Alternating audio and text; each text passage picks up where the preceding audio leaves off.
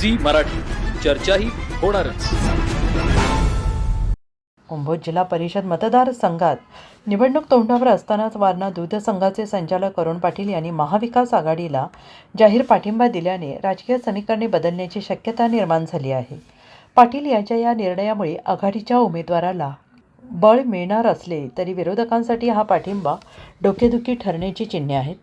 अरुण पाटील यांचा वारणा परिसरात मोठा जनसंपर्क असून दूध उत्पादक शेतकरी आणि सहकार क्षेत्रात त्यांचा प्रभाव आहे. त्यामुळे त्यांचा पाठिंबा हा केवळ वैयक्तिक नसून तो संघटित मतांचे प्रतिनिधित्व करणारा मानला जातो आहे आणि याचा थेट फायदा महाविकास आघाडीच्या उमेदवाराला होणार आहे. निवडणुकीतील चुरस अधिक वाढण्याची शक्यता आहे. दुसरीकडे या मतदारसंघात आधीच ताकदवान मानल्या जाणाऱ्या विरोधी गटाला मात्र हा पाठिंबा मारक ठरू शकतो. विशेषतः ग्रामीण भागातील सहकारांशी निगडीत मते महाविकास आघाडीकडे वळल्यास विरोधकांचे गणित बिघडू शकते, अशी चर्चा राजकीय वर्तुळात सुरू आहे. दरम्यान हा पाठिंबा तारणारा की मारणारा याबाबत मतदारसंघात संमिश्र प्रतिक्रिया उमटत आहेत.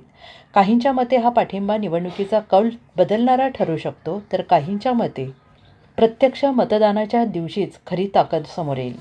एकंदरीत अरुण पाटील यांच्या भूमिकेमुळे कुंभोज जिल्हा परिषद मतदारसंघातील लढत अधिक रंगतदार झाली असून हा पाठिंबा नेमका कोणाच्या पथ्यावर पडतो हे येत्या निकालातूनच स्पष्ट होणार आहे. कुंभोज प्रतिनिधी विनोद शिंगे यांच्यासह कॅमेरामॅन अतुल कसबेकर, भेंडवडे.